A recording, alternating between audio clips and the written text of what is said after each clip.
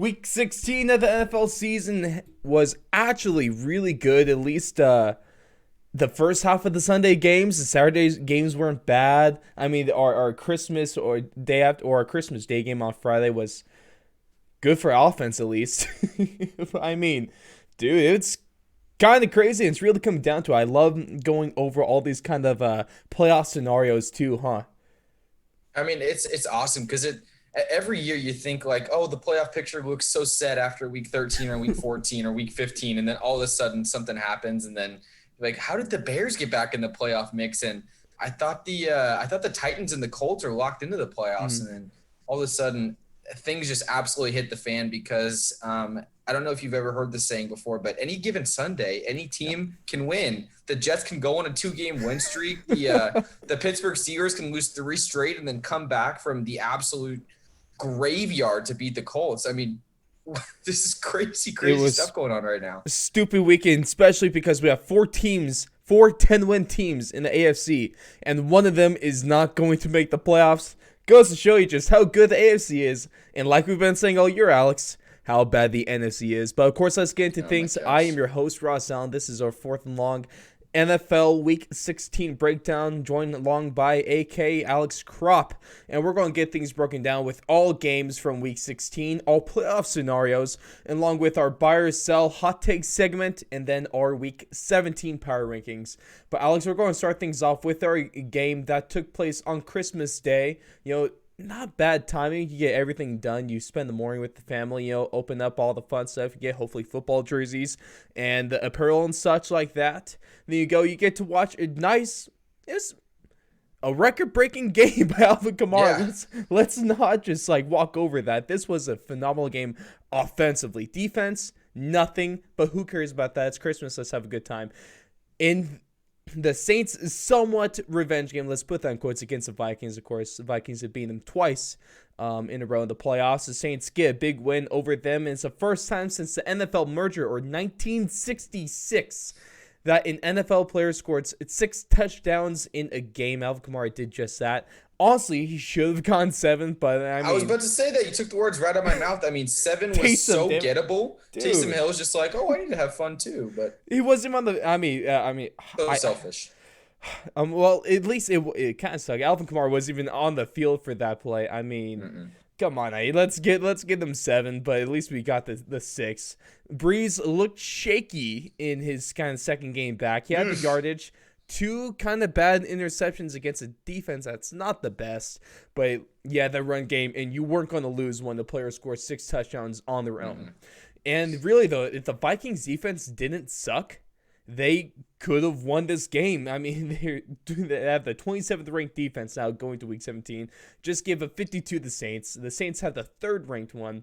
And it's the big three of Cousins, Cook, and Thielen putting in big numbers, but still just can't really beat a 6 touchdown game by an individual person.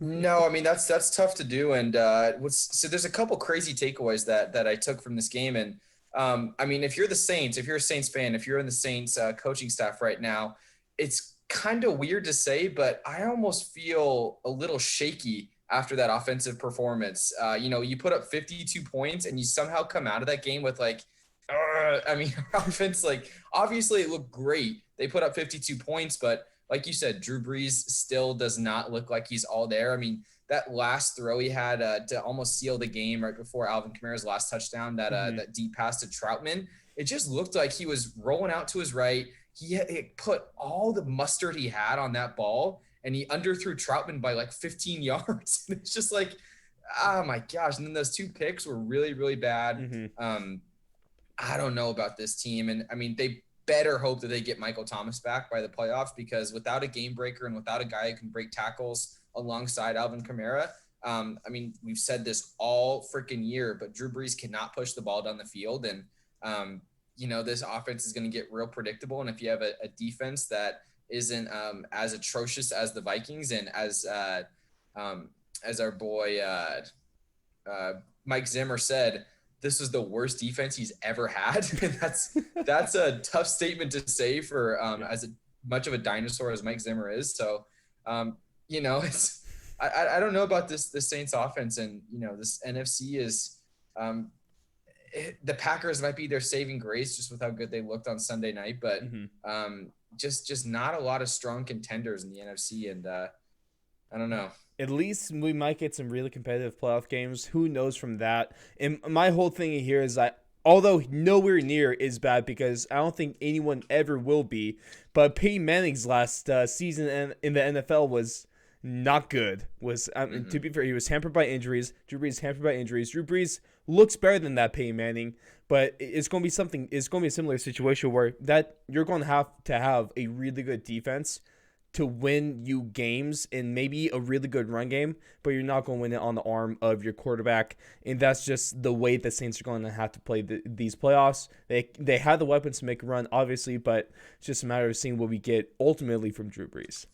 Now, our next game's going from one NFC South team to another. We had the Tampa Bay Bucs, who finally ended their 13-year playoff drought, longest active drought in the NFC. Ooh. The Bucs clinch a playoff spot with their 47-7 drudging of the Detroit Lions, and this game got out of hand quick, and it got out of hand bad, and it just what you want, what you tough want. Scene for the Lions here. I mean, we don't have to spend way too much time on this game, but to sum it up, when you sit your quarterback at halftime to rest him, that's a bad sign for the defense. And I think I heard someone on the radio say this, but it's almost more disrespectful to the other team if you sit your quarterback at halftime than actually play him in the second half, because, I mean, that's just so embarrassing. You put up 40 points in the first half, and it looked like they should have had 80 points. So I don't think this is at all a sentiment on how good the Bucs offense is. I think it's just a sentiment on how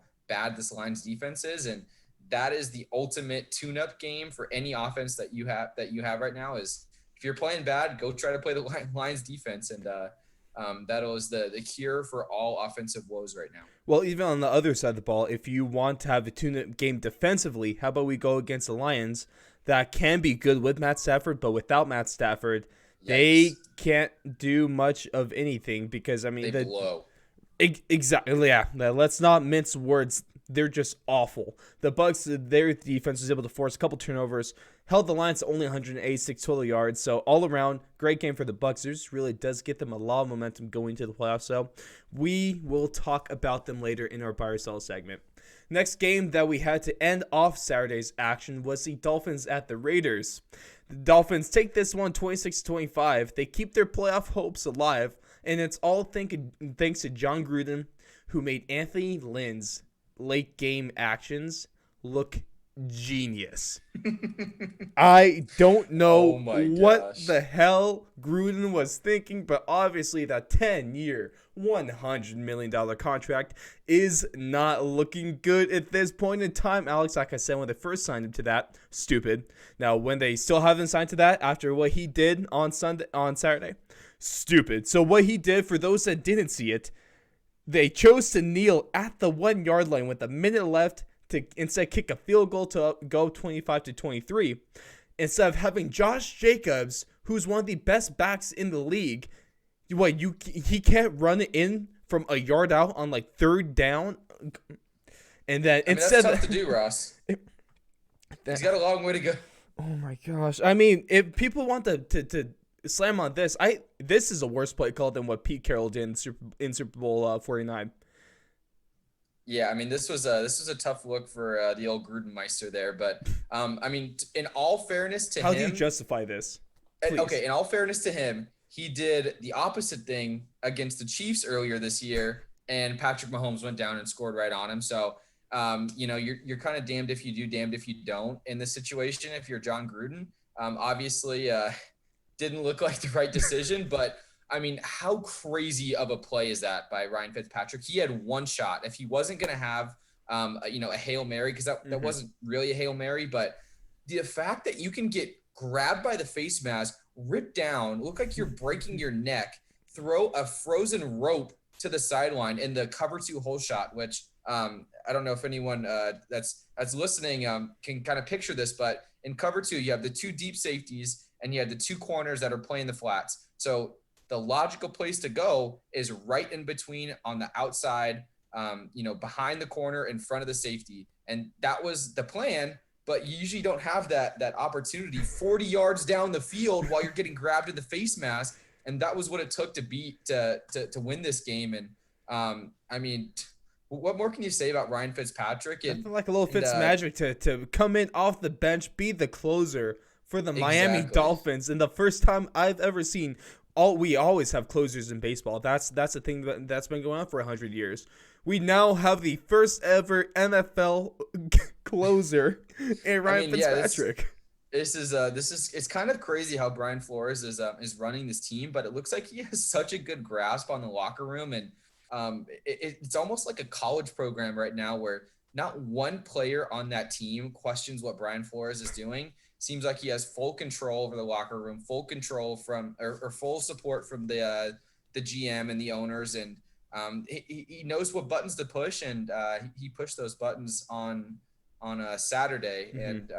And and before we move past these Saturday games, I know it's kind of in your nature to glance over when one of my hometown teams gets a W, but I'm sure we'll go over the Niners Cardinals. Don't you worry, Alex. I just want to save them for last because I thought this was a fantastic game. Actually, I just wanted to get to the Gruden, but now the Dolphins, in order to make the playoffs, they need to beat the Bills in Week 17 or have the Browns, Colts, or Ravens lose. And if the Dolphins are able to beat the Bills, they will have the chance to become the first team since 1999 to not only make the playoffs, but to also have a top 3 pick in the NFL draft.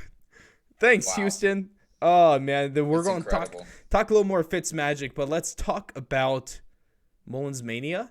Can we title it that? I mean, because the Niners pretty much just about ruined the Cardinals' playoff hopes on Saturday. The Cards now need to beat the Rams and have the Bears lose to the Packers if they want to make the playoffs. This Cardinals offense was non-existent against this very, very, very, very, very well-coached Niners defense. Thank you. With the Cardinals offense just looking, Kyler Murray, he had about 250 in interception. He had the rushing yards with 75, and Hopkins did not do jack during this game. And I just want to say, who says the fullback position is dead, Alex? There's so many haters out there. Don't want the fullback. But you want to know who is arguably the best fullback in the league? None other than Pro Bowler Kyle Juszczyk. 2 touchdowns today. Come on, man. Also, the Harvard grad Kyle Juszczyk. Please, it's obligatory whenever you talk about Ryan Fitzpatrick or Kyle Juszczyk, you have to say they're Harvard grads. And I know Mullins Mania was going crazy, but it is hard for Mullins Mania to be existent when CJ Beathard starts the game. Beathard Bowl. But what was that? The Beathard Bowl. The Beathard Bonanza happened on Saturday. Trademark that, Beathard Bonanza. Put on a t-shirt. He actually looked really, really good. I mean, it almost looked like what Beathard or what Mullins looked like in the beginning of the year when he was kind of running his play action. Jeff Wilson was running all over this Cardinals D. I think the MVP of this game had to be Robert Saleh, though. He put Kyler Murray in a box, and he could not do a thing with it. Was not getting anywhere in the past game. He ran for 75 yards, but a lot of those were broken plays and just Kyler Murray being Kyler Murray. But he put on a show, Robert Saleh did, and I was hoping this wouldn't happen to the Niners to keep him for another year. But if this man does not get a head coaching job next year, there's something wrong with the NFL. And not only a coaching job, but a job that's going to be so much money. He deserves, if anyone deserves a 10-year, $100 million contract right now, it's that man, Robert Saleh, that is making a really good defense out of a bunch of JV players that would ride the bench. He's absolutely fantastic. Probably the best defensive-minded coach in the league right now. Yeah. But that was it for the Saturday action. The Sunday action started off really interesting. Like I said earlier, the second half or the first half of Sunday's games all seemed like they were going in exactly the wrong way that you thought they would. This first game, too, especially the Falcons at the Chiefs barely getting away from this game with the 17-14 score. And the Falcons got, like I said, they got dangerously close to beating the Chiefs. And if it wasn't for a missed field goal with 14 seconds left by Younghoe Koo, They could have tied this game, and now it might not have been a total miss. We saw some replays earlier. The ball was actually possibly tipped barely by someone's finger. I thought it was initially because, I mean, Young It took one hell of a kick. That's what he does. A weird curve. Yeah, and it's almost like they should have backed up a little bit more because Young Koo, if I'm not mistaken, has not missed this year from 50 plus out of like 8 or 9 tries. So they found his kryptonite, and that's any field goal under 50 yards. So I mean, how many times have we talked about this though? That it seems like the Chiefs are just on autopilot throughout all these regular season games, and I mean, like the last 10 weeks of the season. Yeah, it's like, but the problem is they're winning all these games, so we can't really create too much of a fuss, and they still, look explosive at times. But, you just start to wonder. Is it one of those situations where you almost don't want to rely on turning on that on-off switch, that proverbial switch that everyone calls, these elite teams that don't show that kind of form in the regular season, but I don't know. This just seems like it's not something you want to mess with right now, and especially this year when it seems like there's not a ton of true contenders on the NFC side. This isn't an AFC playoff race that you need to mess around in, and the Chiefs need to start putting it on people, and they need to start, taking this stuff seriously. And although they already have the 1 seed locked up, I believe, I almost would throw Patty out there for a couple drives just to make sure that everything is clicking on all cylinders before the playoffs start. 100% with that. I mean, was it the Chiefs offense not trying it all this game until they had to? Was it the Falcons defense still looking really good in this one, holding the Chiefs under 400 yards offense, forcing a couple turnovers? I mean, outpossessing the Chiefs by 7 minutes. The thing is, I mean, the Falcons did everything you need to do to win this game, and Matt Ryan was putting up a decent game. They had a decent run game. Calvin Ridley was doing his thing. But it's just, the Chiefs look beatable. I think that's a real point here. The Chiefs look legitimately beatable, and especially what we saw on Monday night. If you're the Chiefs, you cannot afford to kind of slack off anymore, especially with the playoffs coming up. We'll talk about that game kind of here soon. But, man, I think the top spot, especially in the AFC, got a lot more interesting. Mm-hmm. Now, the next game was probably the worst thing we saw all week. The Browns going to MetLife and losing 16-23. Now, let's talk about this because this might be the most... Set the stage for this game. I was just going to say, Alex, that this might be the most Browns thing ever because you have a chance for the first time since 2002 to clinch a playoff spot and the longest active playoff drought in the league, and you lose to a 1-13 Jets team. This is a tough scene, but let's cut the Browns some slack. We all know what happened on Saturday. There was apparently a hot tub party in the recovery room with the training staff, with the whole wide receiver crew, which they haven't come out and said who had COVID, but one of the receivers out of Higgins, Peoples-Jones, Jarvis Landry, and Kadero Hodge, I believe. One of those guys had COVID. The rest of the 3 were out because of contact tracing. They were starting guys that you've never heard of before that. I consider myself a pretty avid fan and try to take pride in knowing every single player. And I was like, who the heck are these guys coming in? And he was throwing to Harrison Bryant and Austin Hooper almost every single play. I will give the Jets credit, though. And back-to-back games, they looked like the dominant team. And they owned the line of scrimmage against the Browns. Browns didn't have Jedrick Wills, didn't have Wyatt Teller. I believe he was out. And you thought that the Browns would just run the ball this entire game because they didn't have any receivers, but the Jets didn't allow that. The Jets didn't have Quinnen Williams. They didn't have Quinnen Williams for the last half of the last game, and they still were able to control the line of scrimmage, which is super impressive for an 0-13 team. And I'm glad they're giving my boy Frank Gore his ride off into the sunset. He just passed 16,000 yards. He's number 3 on the all-time rushing list. Not much more you can say about Frank Gore. At least he's able to pass it then because he left the game with a leg contusion. His season's over, possibly his career. I hope not. I hope some team still wants to take a chance on the biz. I feel like Frank Gore, he's only about 600 yards or so away from number 2 Mm-hmm. Yep. in NFL history. That could happen in a year. He could actually do that next season. Man, also, the only person that could stop Frank Gore is probably himself. Yeah. Maybe if Jesus returns and makes his second coming and personally stops Frank Gore, maybe that. But, man, who knows? Also, his kid's about to go into the NFL. That would be incredible. They would baby Braun himself before baby Braun gets in the NBA. I really want to see that. We saw that a couple of times. The only really sport that we've seen that in is baseball. And that's because baseball, you have a way longer shelf life no matter what position you are. Football, we don't see that. That'd be a phenomenal sight. And then also in this game, didn't help Nick Chubb, like you allude to, the run game, non-existent. Their leading rusher was Chubb, and he had 28 yards. Okay, we had Baker Mayfield, who had a decent game yardage-wise, but he had 2 turnovers, no touchdowns, and he came up short when it mattered most. And at least he was able to do the whole veteran guy, take the blame on himself after the game, which of course is something you'd expect. But it's still, he just kind of fell flat when they needed him. You say that for the whole kind of Browns. I mean, when you get at least somewhat outplayed by Sam Darnold, who I just want to congratulate him because he had 2 touchdowns and no interceptions, and this is a very rare sight we see, Alex. But he also trucked Malcolm Smith. Right?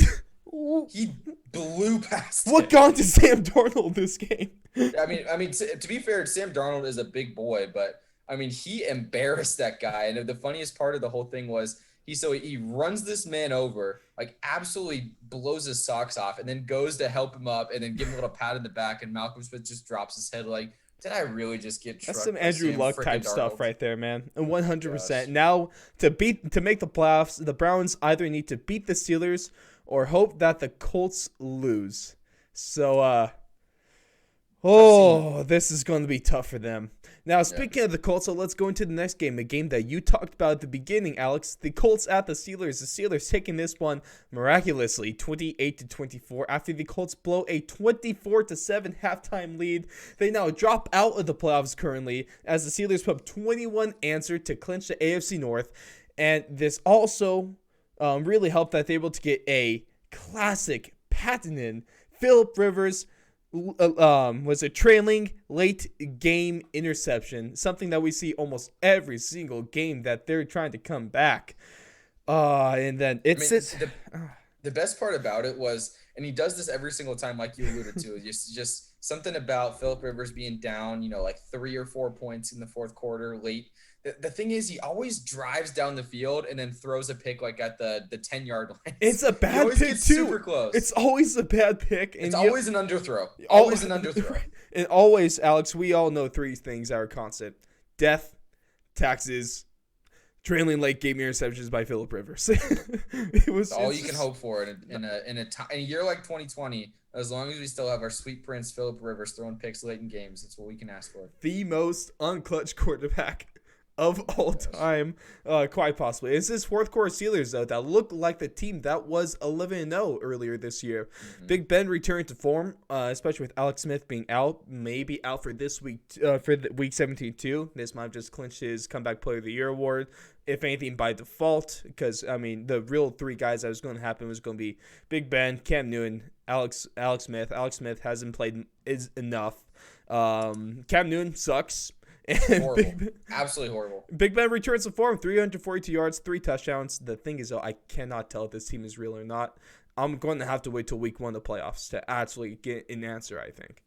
Yeah, agreed. I mean, it's you don't really know what's going to come out of the Steelers team because they look bad. And Big Ben, I mean, he at least was able to throw the ball down the field a couple of times. And I think a key difference that Big Ben did today was,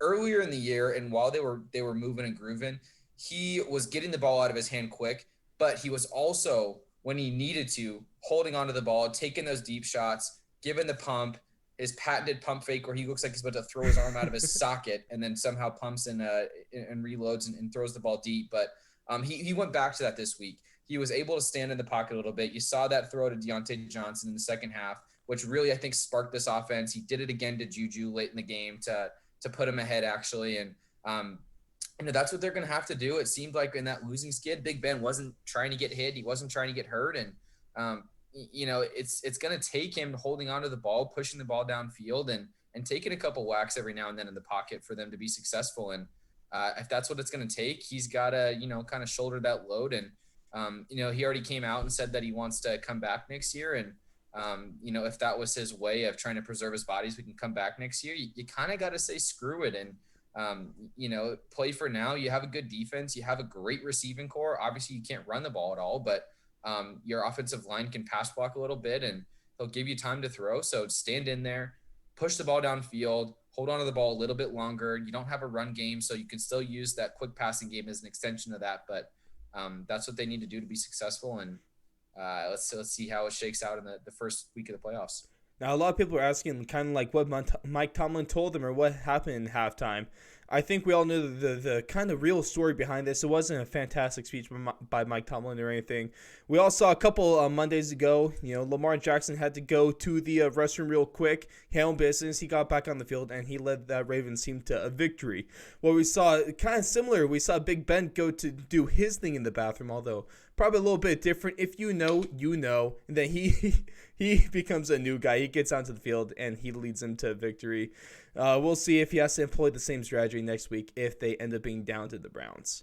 Now, this next game, though, the ultimate one for the tank. Congrats, Jacksonville. You have just officially clinched the number one pick.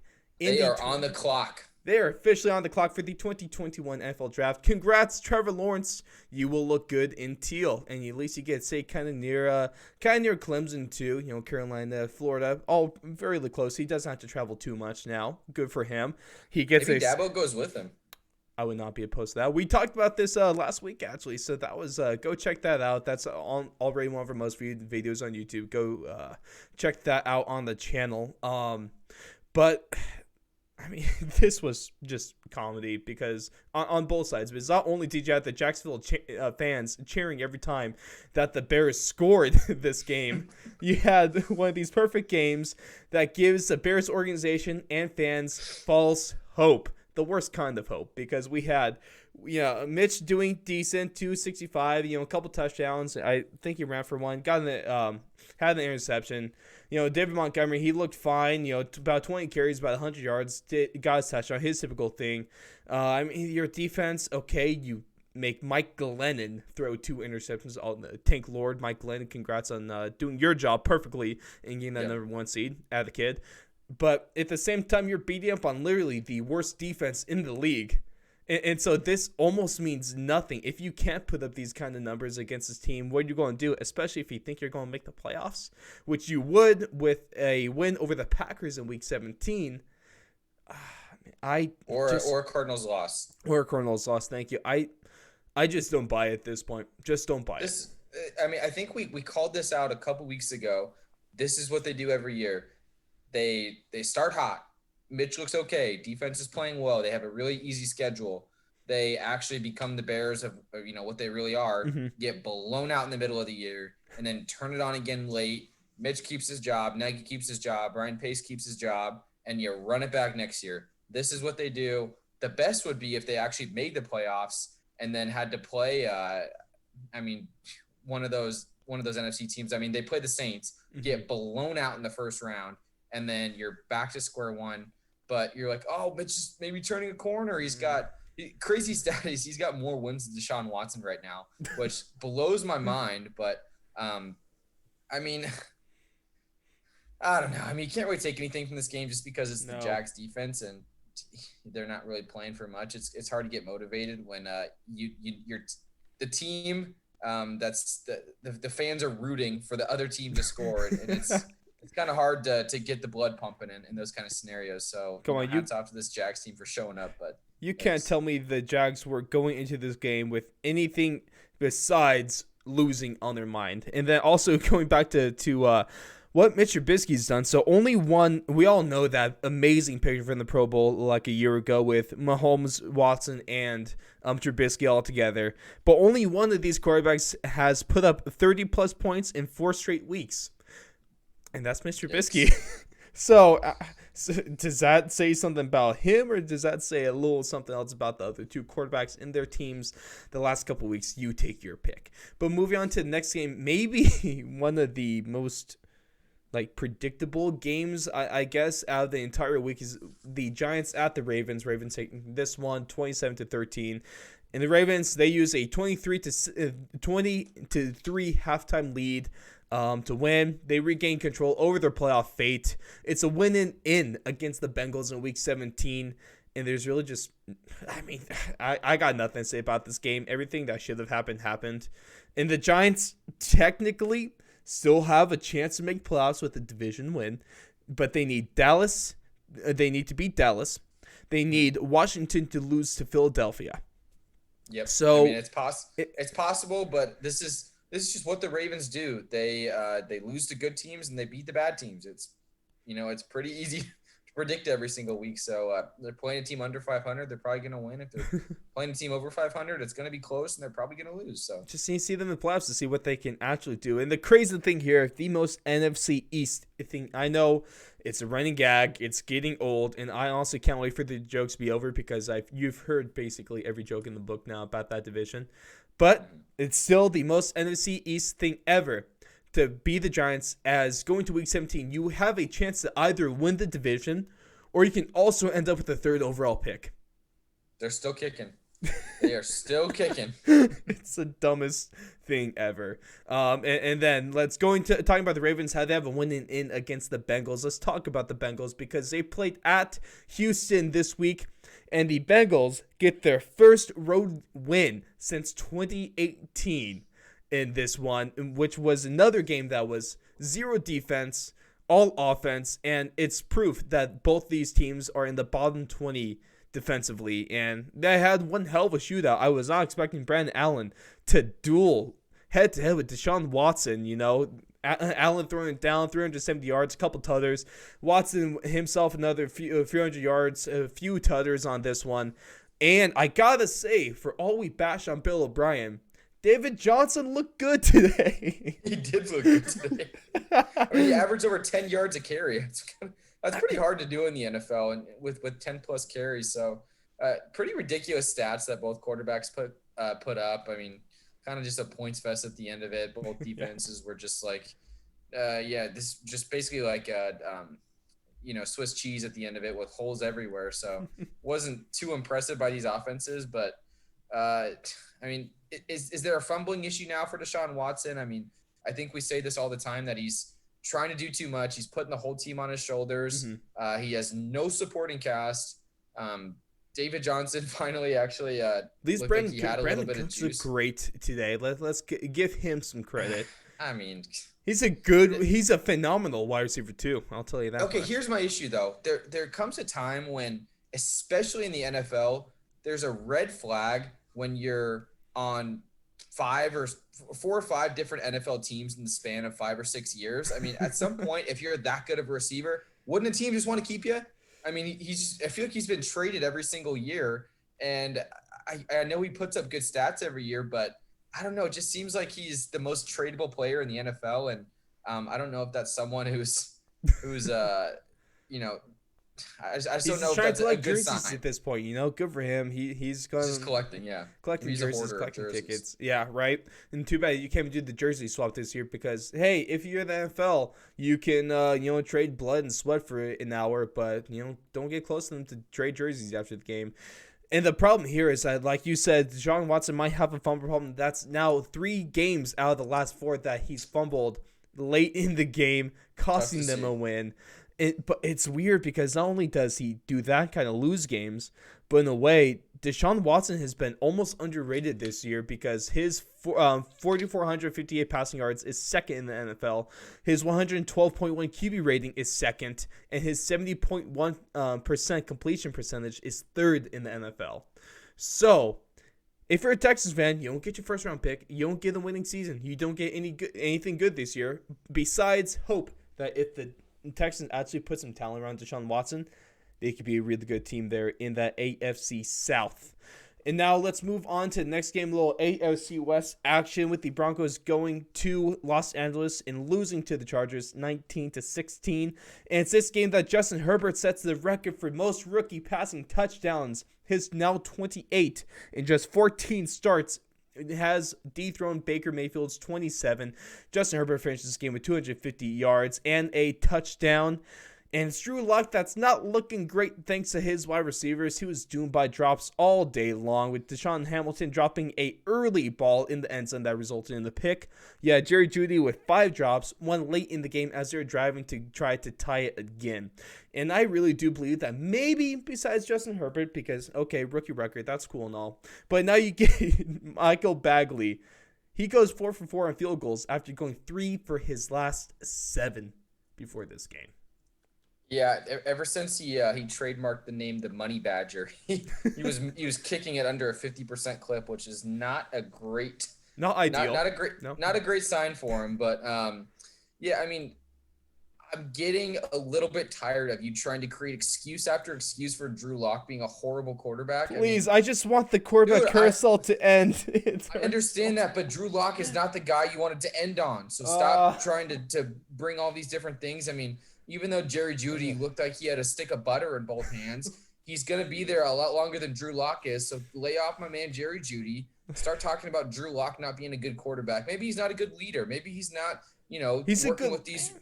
He's a good. He's not a good leader. He went out. He went out. I'm gonna defend him on this. I'm gonna defend him on this. No. He's the guy that when you're down like 40-7 and you get a big touchdown in the fourth quarter, to start dancing and doing all this moving and grooving because you just threw a touchdown pass. And I don't know. He just bothers me so much. He's one of the most annoying players in the NFL, and I'm glad the Broncos have him because they're an irrelevant franchise right now. Oh, you're.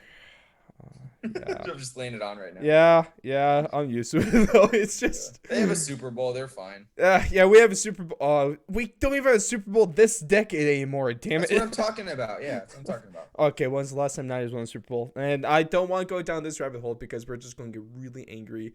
And a lot of people. I always bash the Cowboys fans for living in the past. But here I am living in the Broncos past because that's the last time they were good, and I just want the pain to be over. But speaking of pain, let's go to this game. If you're Washington, we have the Panthers going to Washington, winning this game 20-13. In Ron Rivera's, I'll put in quotes, revenge game. I don't really think it was one, but if we had some people call it that, some people not. I don't think it has any revenge against the Panthers, but it's always fun to hype those games up. And it's this Panthers defense that really does it all. They got me 19 points in fantasy, so that was fantastic. Too bad I wasn't in a championship game for this, but it is what it is. Most irrelevant fact of the day. Thank you. You're welcome. That's what I'm here for, Alex. But we had the Panthers defense getting 2 interceptions, a couple fumbles, one which was a scoop and score. And this was not the biggest news. The real thing is, of course, the storyline here was Dwayne Haskins. He was cut after the game, and that's before the game. He lost his captain spot due to the whole COVID breaking and stuff and going to, was a strip club or something like that, where he was pulling a page out of James Harden's textbook right here. And he gets cut, and Ron Rivera cuts him. And now with this, so now Dwayne Haskins is the 6th quarterback first round pick over the past decade who didn't make it to his 3rd year with the team that drafted him. It's typically been the Broncos and the Cleveland Browns that have had this, and now he joins a list from Tim Tebow, Josh Whedon, Johnny Manziel, Paxton Lynch, and Josh Rosen. Tough list to be a part of right there. I mean, this is The weirdest thing I saw about this game is, I don't know if you caught this either, but in the middle of the fourth quarter, before a 4th down play, I don't know if Dwayne Haskins thought Taylor Heineke was hurt and he was going in to replace him, but he just kind of runs out there, gives him a little pat on the back and says, like, go get him, champ, and then runs back to the sideline. It was like the most fake, obvious, I'm going to try to be a leader. I'm going to try to show that I'm above this and be a supportive teammate after I got benched. And I'm the first round pick, supposed to be the starting quarterback. And it was just like, it kind of made you look worse, even though as a I think his heart was in the right place, but it just looked so weird. And I If don't it think I've wasn't ever for the seen that mask, you see before in him an NFL gritting game. his teeth the entire time when he was trying to Yeah. do that. It was Yeah, it's a tough sad. scene for him. It hurt, man. I mean, poor guy. That's not, like you said, that's not a good list of names to be a part of. And now with this game, though, Washington failed to clinch their division. They must win next week. And if Alex Smith can't play, then the name you said, XFL backup for the Battlehawks, is quarterback Taylor Heinicke, and he can make his first NFL start. Although, I know you don't like this guy, but Chase Young already likes Heinicke. Oh, man, you should have seen the text I got from him, too. Alex, you're not getting some good looks over on our YouTube video with that segment. People don't like it. I literally could not care less, because if anyone has any rebuttal to me, I'm all ears. And let's just clarify, I'm not saying Chase Young's a bad player. I'm saying everyone's anointing him this second coming of this pass rush king, and he's just not. He has one move. He's super fast, and he's super athletic. That's all he does. Even in this game, when he forced a turnover on a deflected pass and he had a strip sack, they're both because he's just faster than the offensive tackle. That's just, when the book comes out on him and that's all the moves that he has, he's going to get buried in the NFL, because you need multiple moves as an elite pass rusher. He's just not at the level of a Myles Garrett, of a TJ Watt, of the Bosas. He's not there yet. If he develops another pass rush move, like a spin move, like a bull rush, he needs to get a little bit stronger. He needs to, have more loops inside, but he stays on the outside. All he has is a speed rush.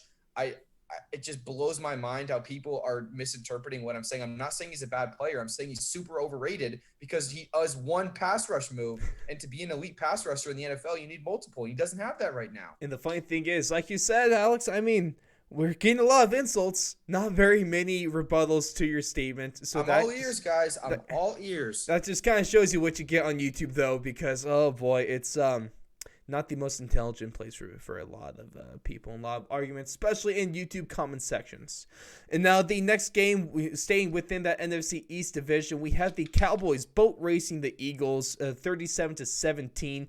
The Cowboys keep their playoff hopes alive as the Red Rocket Andy Dalton goes off in this game, almost 400 yards passing, a few touchdowns. Jalen Hurts, on the other hand, he has another great game yardage-wise. He has his touchdown. He has kind of like a rookie moment with a couple of interceptions. His athleticism still gets him about 70 yards. And I think the most Eagles thing here was them with their second score of the game was a one-play drive, 81-yard touchdown pass to Deshaun Jackson. And after that, though, they did not go to him a second time. Yeah, I mean, What? this is a weird game, just because you thought when the Eagles were up 14-3, they were just I thought they were going to boat race the Cowboys. Jalen Hurts had that massive throw to Deshaun Jackson. And I mean, if you give Jalen Hurts, if you add in a deep element to his game with the amount of space that his receivers are able to create, because he has so many over the top guys with Rager and with Deshaun Jackson, and the fact that, they have to play so many guys in the box because Miles Sanders is elite. Jalen Hurts is an elite rusher, not just for the quarterback position, for just as any rushers go, he is elite. He's extremely strong. He's got great moves, great vision, and he's got that element of, I'm a quarterback, so it's not like I'm just running, stretch left, stretch right, power left. He can run from any, part of the pocket. He can, you can design runs for him. You can have him scramble, put him on naked bootlegs, do any of these things. And it just, everything flipped after they had that huge touchdown to Deshaun Jackson. And, these Cowboys receivers were making incredible plays after the catch. They have 3 elite run after the catch guys in Cooper, Gallup, and CD. And the Cowboys defense woke up. I don't know what happened to them, but, the Cowboys are alive. And it's weird to think that at the beginning of the year, everyone thought the Eagles and Cowboys would be battling it out. And even in the middle of the year, you're like, oh, that got hurt. This is the Eagles division to lose, hands down. And they are the first team to get mathematically eliminated from this playoff race, which is, baffling to me. But, good on the Cowboys. They're still alive. And gotta love it. The Cowboys can win the division, make the playoffs with a win against the Giants in Week 17, and a loss or tie from Washington. So Eagles win and the Cowboys win. The Cowboys are in the playoffs. And the thing is here, though, I would not be surprised if we see the Eagles just kind of throw the game just despite the Cowboys. That'd be the That would best. be fun. I would love to see Taylor Heineke start a playoff game at home. And then also become the next Washington. I almost said the R word. Can't say that the Washington football team quarterback to have his career ruined, especially in that stadium. Going back to, the last home game in that for the Washington football team was going back to when we saw RG3 get his ACL torn. So, not the best of memories. Not a great track record there for home playoff games for this Washington franchise. Not exactly.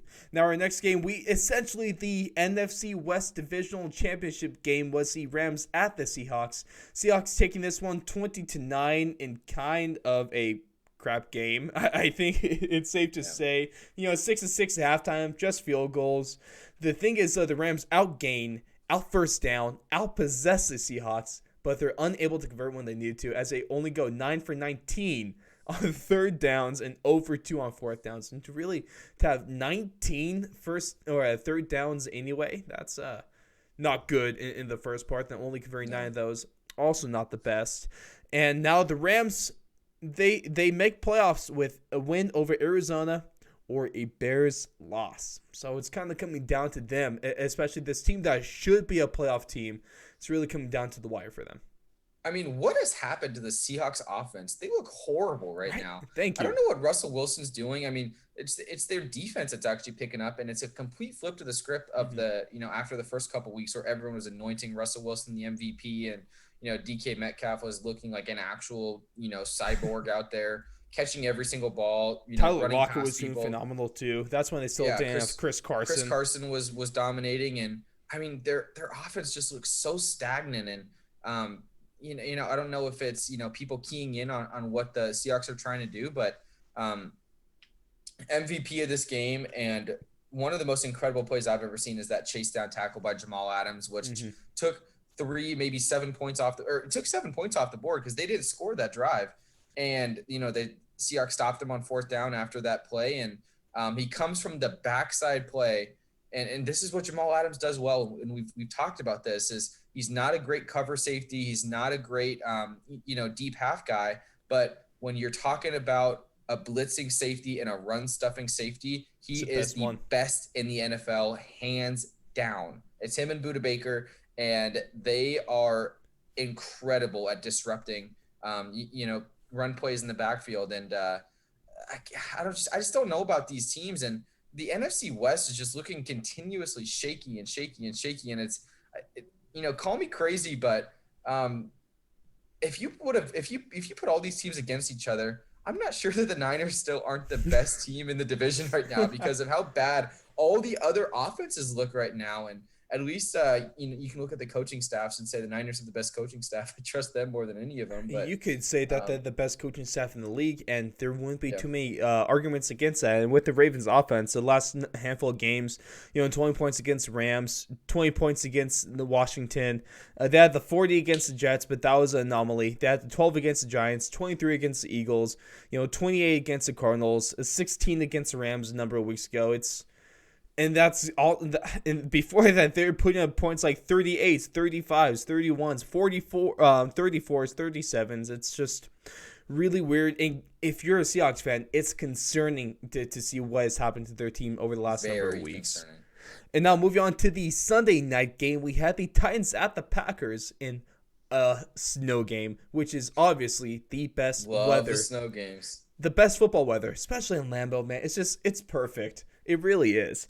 But in the game that I was thinking, man, this is a great litmus test for either team because the Titans are probably a good playoff team. The Packers, the best team in the NFC. So it's going to be really interesting to see what either of these teams can do against each other. And it could be, it probably won't happen. It is technically a possible Super Bowl match, I believe, at the time of this game happening. But we get none of that. We don't get a good game. We get the Packers blowing out the Titans 40-14. All thanks to Aaron Rodgers, your future MVP. Aaron Rodgers and Davante Adams as they shine in this game. Rodgers, 4 touchdowns, with 3 of them going to Davante Adams. He gets himself about 150 yards in this game. Even A.J. Dillon making himself known with 20 carries, about 125 yards, a couple touchdowns. And if the Titans can end up making the playoffs, and they could do this by clinching division title with the win against Houston in Week 17, their defense has to be a major concern. That is, without doubt, the biggest flaw on this team.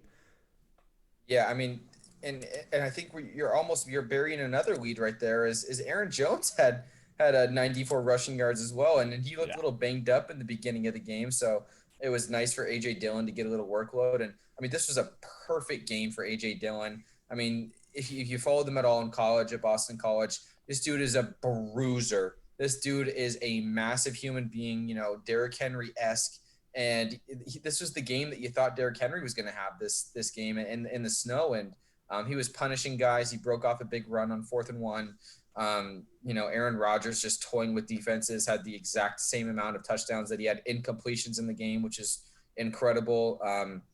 Davante Adams looks unstoppable. I think there's probably only one guy in the NFL that can stop him. That's Jalen Ramsey. And I'd be interested to see that matchup just because of that little internal storyline to see if Jalen Ramsey can shut Davante Adams down. But I don't know. This Titans team is hot and cold every single week, and they can look incredible at sometimes. They can look like this sometimes. So, but this is a team like we saw last year that can get hot in the playoffs, rip off a couple of games, and they still have the bone structure to be a good playoff team. And I really don't take too much from this game from the Titans standpoint because you have a couple guys that. For how big Derrick Henry is, he's not a guy that loves the snow. I mean, he grew up in Florida or Alabama, one of those southern states, and he's just not that used to it. Didn't look like he was all that comfortable out there. That whole offense just looked out of sync the entire game. So, not going to take too much of this from the Titans' perspective, but the Packers, I think, came out of this the real big winners, obviously. 100%. And then even with that being said, it's not like Derrick Henry had a bad game. He did fine. I mean, at least in terms of yards, he pretty much got 100 yards on the day, and that was like you said, weather that is just not the best. If you can't really be accustomed to snow if you grow up in the South. If you play Alabama for a number of years, but he might have to because if you're looking to win the AFC, you're probably going to play in Buffalo or Kansas City, and those are two cities that definitely get some snow late at this time of the year, so that might have to be a concern for them, and especially like without a solid run game. Ryan Tannehill, his whole game comes off the play action. At least when he's at his best, he's going out the play action, so they need everything clicking for a good playoff run, and now they just need to they should get that win against Houston, but they really need it if they want to really solidify their spot in the postseason. Yeah, they still haven't clinched, which is crazy. Well, that shows you that the Colts, they're still right behind them. They could have made a way bigger statement, especially with this loss, if the Colts actually held on to their lead. The Titans can miss the playoffs this year. Yeah. It's still stupid, like how wild. a 10-win team can make the playoffs, even with an extra 7th team making it this year. Just goes to show you how good the AFC is this season. And now our last game of the week, and our last Monday night game of the season, we had the Bills demolishing the Patriots, officially claiming their throne as the new kings of the AFC East as they take this game 38-9. We had Josh Allen and this duo of Allen and Diggs.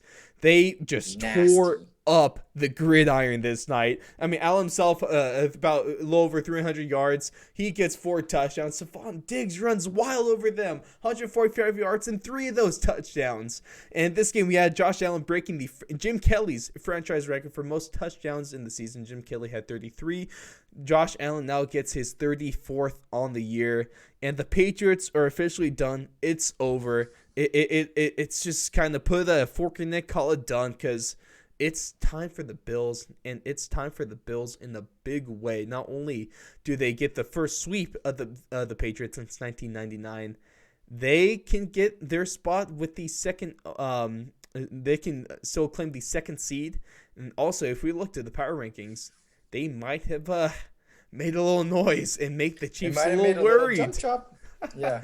I mean, and I think what's the most incredible thing about Josh Allen this season, he sees if he keeps this pace up, he's going to break the franchise record for completion percentage too, which you never thought that was going to be the case with Josh Allen, just the way he plays quarterback. But he's in such control of this offense. He's got everything clicking. He hasn't had to run the ball the past couple of weeks, but he always has that threat.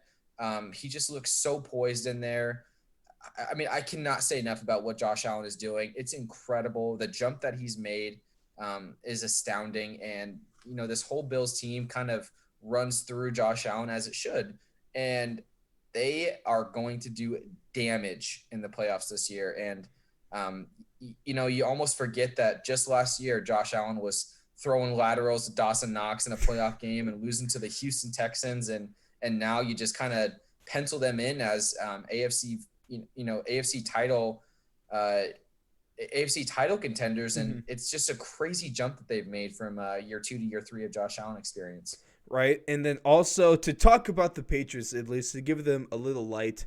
At the beginning of the season, I did make the claim. I'll have to find the video or tweet or whatever. Tweet at Fourth Long Radio, but I'll find that clip because it's out there. I did say that Cam Newton was going to have more rushing touchdowns than passing touchdowns. Oh, I remember this. 12 rushing touchdowns on the year to just 5 passing touchdowns. Oh my gosh.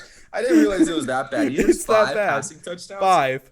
My gosh, that's pitiful. He has 5 passing touchdowns on the season, and during his MVP year, he had, I think it was 3 games with at least 5 touchdowns. And so it's mind-blowing to see. So sad. I have a decent record when it comes to being right or wrong on kind of big takes like that, but especially with the way Cam Newton looked in his first game, he looked great in week 1, and I'm just happy that this is one thing I could kind of rest my shoulder on and be correct about. And how many touchdown passes did he have against the Seahawks that week too? I think he has I think he had a couple. I think he had a couple. Yeah, so gosh. Just not good. Not good things what we see from them. But that's going to do it for our breakdown of all the games from NFL Week 16. And with that being said, Alex, let's roll it. We want the ball, we're going to score. Tell them to bring me my money. Yeah! Dollar bills, y'all. So we buying or are we selling? All right, Alex, let's get into our buy or sell segment. Of course, if you don't know how this works, we give you 5 statements, and it's up to you whether you're going to buy it or if you're going to sell it. And my favorite time of the week, Ross. It's the best time of the week, damn it. I mean, it's really the best. I love this fan favorite segment. You guys make this fun too, especially with some of the suggestions that you send in. Because, of course, we get this from Twitter. We get this from myself and what we see from pundits talking about on their morning talk shows. And so we like to talk about this too. If you have something from the week that you want to have us talk about, hit us up on Twitter or go over to Patreon. That $1 tier will allow you to get priority on this as well. And now the first statement I'm going to give you, Alex, going off of that Green Bay Packers drudging on Sunday night. And people have been saying this for a few weeks now, but Davante Adams, he's the best wide receiver in the league. Ding, ding, ding. You are correct, sir. I'm going to buy this. I'm going to buy as many stocks as I can in Davante Adams. I think he was the best receiver last year when he was healthy. The problem is he just hasn't been healthy that much. He just has these little nagging injuries. I feel like it's always some sort of soft tissue, like a toe or a hamstring or something like that. But, man, when this guy plays, doesn't matter, what the defense is scheming up. I feel like Matt LaFleur has done an incredible job of finding matchups for him. Aaron Rodgers, whenever he sees Davante Adams with one-on-one, he just gives him some sort of hand signal, some sort of audible to, get him free. And he makes incredible catches. He runs the entire route tree from the outside, from the inside. There's not much that Davante Adams can't do on a football field, and I think he's the best receiver in the league right now. And I'm going to use my patented phrase, but I don't think it's close either. Well, I will disagree. I would say it's at least close because if you look at it, let's talent-wise, he clearly can't be. It also Does help when you have the MVP throwing to you. That's not going to hurt. But the stat I really want to look at is we're 16 games into the season, and it's for to be the best player at your position. What I really want to see from any position is consistency. That's one of my biggest keys. And from Davante Adams, that's almost exactly what we've seen week after week. 17 touchdowns in 15 games. That's incredible. That's crazy numbers. I mean, and how many games does he have with multiple touchdowns? Which is, dude, it's not like he's getting one or two every week. He's got a couple threes in there. Well, we got really the threes. We get a handful of twos. You get some ones in there. And I mean, his 1,328 yards. He's fourth in the league in receiving yards. He's first in the league in touchdowns. Next closest guy is Tyreek Hill at 15. After that, it's just Travis Kelce at 11. Stephon Diggs is leading the NFL in receiving yards with 1,450. But from what we've seen from Davante Adams, and I really do think that without this kind of season that Adams has been putting on, Aaron Rodgers probably won't be MVP. He probably wouldn't be MVP. He'd probably be going back to Patrick Mahomes again. And he really has been putting on. That's why I'm also going to buy this as well, Alex. And now our second statement is that, I mean, we're talking Mike Glennon is probably going to be the backup because he could be cheaper. There's a lot of people saying that Gardner Minshew deserves a lot more from the Jacksonville Jaguars. And also, it's almost guaranteed that you're getting Trevor Lawrence. If they don't, I have no idea what the hell they're doing. But that's probably the thing. And Gardner Minshew is a guy that could be an NFL starter. And he's likely not going to be on the Jags next year, whether it be from trades or what have you. But with that being said, Alex, Gardner Minshew will be playing for the New England Patriots next season. I'm going to sell this one just because I don't think that Gardner Minshew is the best fit in New England just because of the way he plays. And, you know, he's kind of got that gunslinger mentality. And I don't know if that's exactly what Bill Belichick looks for in a quarterback. But he's definitely – I think he's got a really good shot at being a starter next year. I think he's shown enough in the limited times that he has, and with with the bad supporting cast around him, not from a receiver standpoint. He's got some pretty good receivers, but his offensive line's horrible. Doesn't have a great defense. Did get the chance to play with James Robinson this year a ton, so he didn't have that rushing threat as well because Leonard Fournette is atrocious out of the backfield. But I'm going to sell the statement because I don't think he's the best fit on the Patriots, but I think he's definitely got a shot at being a starter next season. All right. So for next year, at least what we have right now in terms of top free agent quarterbacks, we're looking at Dak Prescott is going to be the best one out of them. But there's a very good possibility that he likely gets his money finally from Jerry Jones and he sticks with Dallas. Phillip Rivers, another guy, he signed, of course, at just 1 year with the Colts. I don't know. I still have no idea what they're going to do, if they're really going to bring him back or not. Mitch Trubisky, another guy up there. Ryan Fitzpatrick, another guy up there. Andy Dalton. But out of these names, I really think that the best guy could be a trade with Gardner Minshew to New England and to put him in in Bill Belichick's system and to hopefully have their course, especially on the defense, which is what they kind of tout themselves on at least this year. They had a lot of the guys not to play this year. They called out because of COVID and stuff like that. They can fix their wide receiving core. They're going to get a high draft pick from what this has, especially in recent years from what we've seen from New England. And I think that Gardner Minshew could actually be a good fit on this team. He's a good quarterback, and Bill Belichick has a good system when he actually has pieces to use. And he's definitely a good quarterback. I just don't think he's a good fit. I think this might be the best move, and maybe not the best fit, but the best move that the Patriots can make. This would be a really Patriot thing for me to see, to take a guy probably going to get third rounder for him. You could probably trade him for that. Who gets more, him or Sam Darnold? If I'm a GM, I'm giving more for Gardner Minshew. I also just don't like Sam Darnold. I don't think Sam Darnold's got it. Yeah, no. Also, I feel like there's more leverage with the less leverage from Jacksonville because you're going to have your starter in Trevor Lawrence. I like this. I like Cam Newton. I was saying Cam Newton to the Patriots last year. I'm gonna go ahead and say Gardner Minshew to the Patriots this year, Alex. I would love Gardner Minshew on the Niners next year. I think that'd be an awesome fit. I would like the Niners, but I already said a number of weeks ago that's going to be Matt Ryan to the Niners. Right, So I know, I still love I that. got to stick with that, you know.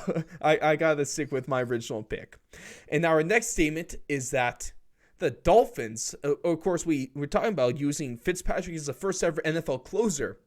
And Brian Flores in the Miami Dolphins can be successful with using Fitzpatrick as a closer in their games and having Tua still start, but having Ryan Fitzpatrick come in the fourth quarter if needed. I love this statement because I think there's a couple key components here. Is you need Ryan Fitzpatrick to play well. You need him to actually close out games to be a closer. And B, you need buy-in from both guys. And it seems like Tua's kind of weirdly okay with this. He kind of goes out there and he's like, you see him in the press conference, like, that's just Fitzy being Fitzy. They don't call him Fitz Magic for nothing. And I got to learn a lot from him and his ability to push the ball down the field and make those big throws. And it seems like he's okay with it. It seems like him and Ryan Fitzpatrick. There's a lot of you hear a lot about those locker rooms where the veteran quarterback is mentoring the younger quarterback, but you never really know how engaged or how true that actual relationship is. But it seems like with Tua, he's such a likable guy. He's such a coachable guy. Fitzpatrick is the definition of that as well, of a likable guy and a locker room guy that you just love to have in there. And, I wouldn't be shocked if they continue to do this. And I mean, even after the game, Brian Flores, was asked point blank, who's the starter next week? And he said Tua. Yeah. And it's like, that doesn't make any sense. If you're watching the same games I'm watching, Fitzpatrick should be the starter, but he's like, yeah, Tua's our guy. I mean, if he plays well, he'll go out there. And if he doesn't, we got Ryan Fitzpatrick, keeping his arm in the heater for the first half and just ready to come out whenever he needs to. So do you think that they can actually are you going to buy this? Yeah, I told you I'm going to buy it. I think it's possible. And I think it's their best move too. It's such a cool thing. You don't want to ruin Tua's confidence because no. You put so much draft capital in him and he's shown enough to not move on from him already because like you said, they do have that Houston pick. They could warrant going out and drafting another quarterback if they didn't think Tua was the guy, but I think he's shown enough to at least give him another year. So you're, doing two things. You're remaining competitive. You're keeping, your team in the playoff race, and, you give yourself a chance to win if you have Ryan Fitzpatrick on ice, but you also don't burn Tua's confidence. And, you let him kind of learn and see what success looks like. See, I like this idea. I think it'd be a really cool experiment at the least to try this out. But to me, this kind of sounds like, for all you MLB fans out there too, it just sounds kind of like it's the opposite of what position you're coming in, but it sounds like the opener strategy where you have a guy out of the bullpen come to start a game, go inning or two, and then bring in your actual starting pitcher for the rotation. But the problem is he plays a half and a half, I guess. He played into the third quarter. I honestly don't know. It's unprecedented, to say the least. Exactly. It's unprecedented. It's a cool idea. It'd be really awesome if it works. It could change the game if this is a strategy that actually works. As a backup quarterback, that puts a lot more importance on the position. Of course, not every team is going to be able to do this in MLB. Not every team does the opener. But the thing is, I just don't see this long-term being an effective strategy. It's hard for me. Especially no. I'm going to cut you off there. Yeah. The thing is they don't need to do this long-term. This is a one-year kind of thing. And I think one of the most important nuances of this, whole experience is, when you're an NFL defense, you have a week, maybe, 5 days to prepare for the opposing offense. When you have to prepare for two different starting quarterbacks so you could legitimately see every single week, that just kind of throws your whole game planning system and your whole game planning to that process. Point, if they just want to do this the rest of the season, assuming if they want to do this into the playoffs as well, then it could be a thing. But if I'm looking long-term, it is a thing. It already is. It's worked twice already. That's right. It could be a thing in the playoffs against better teams. I don't know. They did this to the Raiders, and they did this to a couple other to another team. It's not the highest of level. It's not the best defenses they're going against. I mean, that Raiders defense atrocious. So we all know, even with their firing their defensive coordinator, that cost them the game against the Jets. Made Tua look bad though. That's fair. as a this season thing for another game or two, I can see this happening. I can see this being a thing. But long term, having this become an actual strategy in the NFL, I don't think there's any way that we actually see this. So I'm gonna buy it for the. I'm gonna buy a stock now, but I'm gonna sell it right really soon. Hopefully before it drops. Maybe get a couple of bucks off of this one. It is kind of where I'm feeling with this. Then going back to one of the earlier games from this week, we had the Bucs, of course, blowing out the Lions 47-7. And this got a lot of people talking, got a lot of people thinking, hey, this team is kind of getting rolling at the right time. Can we see momentum going into the playoffs? There's a lot of people asking this question, Alex, but I just want to give you this. I already see your answer for this, but I'm still going to tell you. The Bucs are legitimate Super Bowl contenders this season. I mean, if you follow this podcast all year, you know my stance on the Bucs. I think their offense is completely fraudulent. They have a good defense. Same problem that all these veteran quarterbacks are having. When Tom Brady's under pressure, he can't do anything. He's a freaking statue in the pocket. When he's under pressure and he doesn't have, 7 seconds to throw, he can't push the ball down the field. He doesn't have that kind of arm strength. He's got a great receiving core, but this offense just does not have what it takes against a good defense. You saw it time and time again against the Saints, got blown out, got shut out on the offensive end. And that's who they have to beat in the playoffs. They have to beat, teams like the Saints, teams like the Rams, teams like the Seahawks, who now actually have a decent defense and Jamal Adams blitzing all this time. And the Bucs are not Super Bowl contenders. They're not even NFC title contenders because they just do not have the ability to beat a good defense. And that's what it's going to take in the NFL these days. And because they're not going to win their division, they're going to have to go on the road. And if they play in a cold weather environment, I don't care if Tom Brady played his whole career in New England in a cold weather environment. He does not have the arm strength to cut through the wind, to cut through the cold. The Bucs are not Super Bowl contenders. Any way you slice it, they're just not. This is a narrative that always seems to happen for any random playoff team, fringe playoff team or whatever this time of the year. They play a good game team-wise, but it's weird because talent-wise, if you look at that Buccaneers roster, especially at the beginning of the year, we were looking at this on paper, this is a very scary team. But also another thing that was scary on paper was that Vikings defense, and we see how that has played out for them. The Buccaneers have all the talent in the world offensively. It's crazy, especially with Darby coming back for off the IR too for playoffs. That's going to give them a boost there because Fournette hasn't really been the guy running back. But talent-wise, it's all there. Yes, if they get something rolling, they can make some moves. But legitimate Super Bowl contenders, no, let's dispel that notion. We're going to sell that all day. They do have the potential to win a game or two, to make that NFC Championship game, but to actually take it home and to make a Super Bowl appearance at the least, that's not in the cards for the Bucs. I'm going to sell this, Alex, and I get why people want to ask this question. I get why people might want to get hot on this team, but I mean, when you put up 40 points in the first half, it's warranted. But also, it's a bad team, man. It's the Lions. That's not a playoff team. No defense. Is that a playoff team? No, it's not. No. I think you meant Ronald Jones earlier. Thank you. Leonard Fournette, like we've said, is a horrible running back. Keyshawn Vaughn looks significantly better than him this game, and Ronald Jones actually looked like he actually looked like he had some juice earlier in the year, and I think their offense gets a little more balanced when Ronald Jones is actually in the lineup, but. Like we said, the Bucs are paper tigers. They just don't have what it takes in the playoff situation. And for all those Bucs fans out there that think this is a stepping stone into playoff success, I think you're going to be rudely awakened when you see how frail Tom Brady is in the playoffs.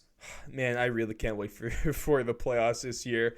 But the last statement of the show, Alex. We saw their head-to-head matchup on Sunday Night Football. We saw some people overreacting to this, possibly. We saw some people making a lot of these claims on Twitter where I look to see, kind of get like a consensus from what people are saying so we could talk about this. And I want to give you the statement, Alex, that A.J. Dillon is better than Derrick Henry. Oh, my gosh. I love this time of year. Isn't it the best? I love overreactions. I'm going to buy this statement just because I'm going to buy that he was better than Derrick Henry on one day. So, yeah, he definitely outperformed Derrick Henry. This is obviously not sustainable. A.J. Dillon is still going to be third on the depth chart when Jamal Williams comes back. But for one day, AJ Dillon got his glory run. It was I think it speaks volumes, and this is a weird way to analyze a running back, but the fact that in 2 tries, I don't care if it was snowy, the fact that you couldn't get up in the stands to do a Lambeau leap is kind of concerning about your athleticism, especially with how tall he is. I mean, it's just a tough look for a position that's supposed to be a supreme athlete, and you can't even get up into the stands. But it's I think you hit the nail on the head there. I mean, you said buy kind of. I'm just going to give you this. I'm just going to sell it. No. I mean, Derrick Henry, he still has a chance to be – he still kind of has a chance to be a 2,000-yard rusher this year. He's still at he's going to need a miracle with 223 yards, I believe, is what the math comes out to. So they have to win on week 17 against the Texans. You never know. Any given Sunday, Alex, against one of the worst teams, he can still be at 2,000. Samaje Perine just ran for like 180 against them or something like that. It could happen. Is it going to happen? Who knows? I really hope so, because it's cool. It's been a while since we've seen a 2,000-yard rush rate. I believe not since Adrian Peterson with his MVP season. But no, AJ Dillon's not better than Derrick Henry. For you guys that I was seeing talk about this, it's probably a little biased, probably Packer fans. I should have checked their bios and follows and stuff like that. But no, let's dispel that notion. And to sum things up with this show, let's get into our power rankings, Alex. Of course, going back to week 16, you helped modify it a little bit. It definitely gave me made some compelling points, and so effectively. The one you did see on our Instagram at 4th and Long Radio, on our Twitter at 4th Long Radio, www.thefourthandlong.com. But the official one that we posted was from 1 to 5, the Chiefs, Bills, Packers, Titans, and the Browns, with the Rams and Saints dropping out. Then also going into this week, I had the Colts, Seahawks, Rams, and Saints on the cusp of making the top 5. And oh man, I'm kind of excited about this one, Alex. That's because a movement. Hold on real quick. Before I get hammered by Texans fans online, Samaje Perine did not have 180 yards. He had to have about half that, but the Bengals ran for 180 yards. So I correct myself. I apologize, Texans fans. It's okay. We all forgive you, Alex.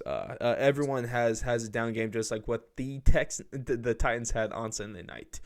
But starting things off, our number 5 team, a team that has a legitimate chance of making the playoffs, is going to be the Baltimore Ravens in number 5.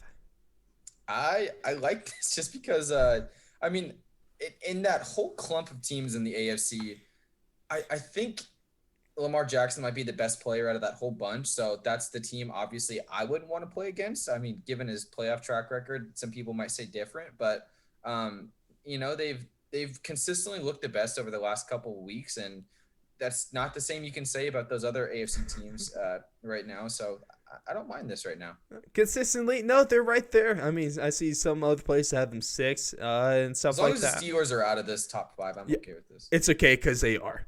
And then, of course, I mean, before we had the Titans, of course, and the Browns, of course. If you lose to the Jets, you're automatically, it doesn't matter if you're there. You can go for number 1, but if you lose to a 1-13 team, you're automatically out of the top 5. Of course, the Browns are not in it this week.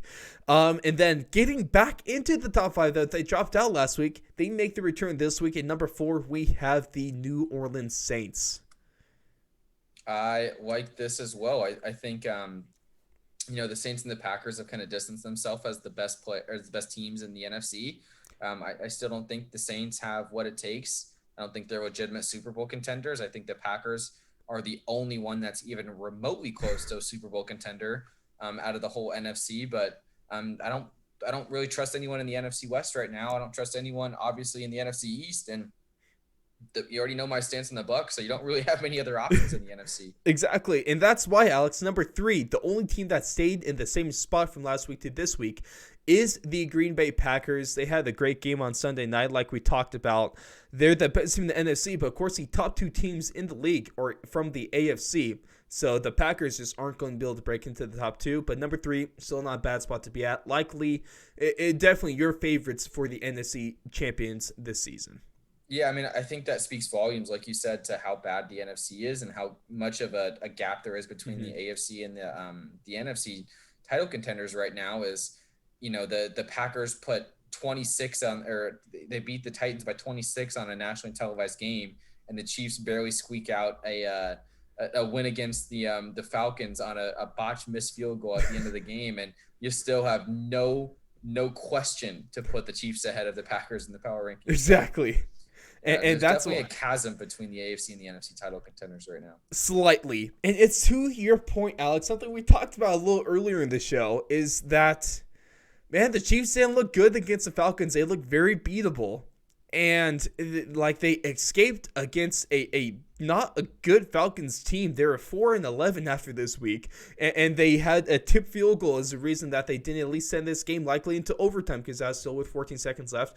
I know Patrick Mahomes is on the other side of the football. They could score almost anytime they want, but even 14 seconds seems a little too little time for the Chiefs, and that's why you need Ryan Fitzpatrick in this situation.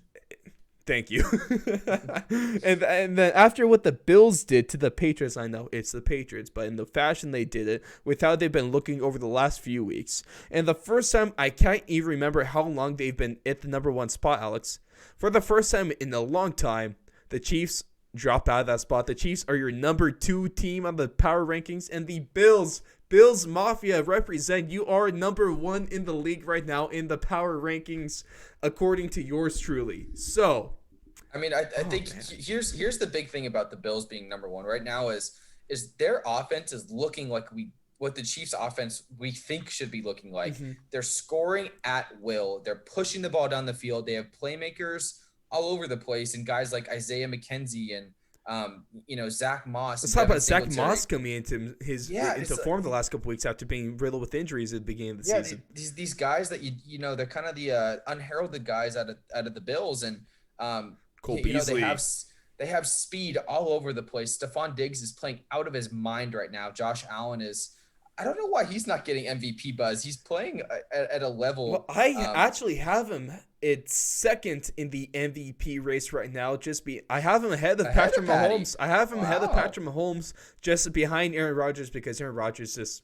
Dude, if Aaron Rodgers wasn't having the season, I'd actually have Josh Allen as the MVP for this year. He should be. I mean, he's playing out of his mind right now. He's good. He's so good.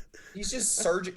And the thing about Josh Allen that impresses me the most is he doesn't give his receivers the opportunity to drop the ball because he throws the ball so freaking hard right at their chest plate that if they don't catch it, they're going to get a broken sternum or something like this because he is just peppering these balls into the chest of these receivers. That's what happened. That's what happened a couple times in that game too. There was a couple that just bounced off these guys. Gosh, he is so dialed in right now. It's unreal what he's doing right now. Is Josh Allen going to be the guy? I mean, we all know about what they call the Elway cross, which is with the little tip of the football that is like that X kind of T stuff. Mm-hmm. That if with how hard John Elway threw the football back in his day, if you didn't catch it with your hands, you were getting that imprint like somewhere on your body. I think Josh Allen is bringing back the Elway cross. I think he could throw the ball through a shoulder pad if he needed to. So he could imprint that cross through a shoulder pad. That's a can for arm. He's so fun to watch. He's such a fun guy to like watch outside the off the gridiron too. I love this Bills team, and might sound biased, but hell, I would not mind a Bills Super Bowl run this year. I love the fans, love the team, love their players, and that's why they're number 1 this week going into week 17. So for a recap from 5 to 1, the Ravens, Saints, Packers, Chiefs, and the Buffalo Bills. Dropping out from last week is the Titans and Browns. And the teams that are on the cups going into week 17, we have the Seahawks, Titans, Browns, and Steelers. But man, good by me. Let's go Bills. But with that being said, everyone, that's going to do it for us on this week's NFL breakdown, our second to last one of the regular season. It's crazy. Brings a tear to my eye, but at the same time, I really, really am so excited for these playoffs this season. But with that being said, everyone, check us out, Twitter at Fourth Long Radio, Instagram at Fourth and Long Radio. Check out our website, www.thefourthandlong.com, and head over to our Patreon page to become a member, help keep this show going. Just $1 a month is all you need. I know, especially this year, we're all a little broke, but I feel like $1 $1 isn't too bad. Also, check out the merch too, because that stuff is looking good, especially with a sweatshirt like this. All like nice fleece on the inside, feeling good. And I just want to give a shout out to our Patreon members. Let's shout out Ray Rodriguez. Check out his Instagram at Big Back Box. And for all you card fans out there, card collectors and the such, shout out Ryan Watson. Check out Neil Wiley. And his YouTube channel, Chosen Problems. With that being said, everyone, Alex, thank you for joining us this week in NFL Week 16 Breakdown. I have, of course, been your host, Ross Allen, and we will catch you guys in the next one.